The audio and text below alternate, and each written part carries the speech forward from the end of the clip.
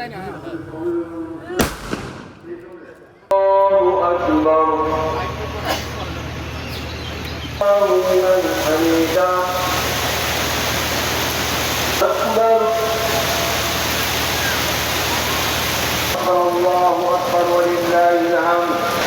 খুতবার জন্য ইন্তজার করি।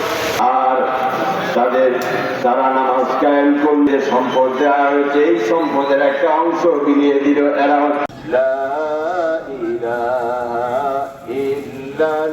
বহু গুণে বর্ধিত করে দিব, বলেন সুবহানাল্লাহ।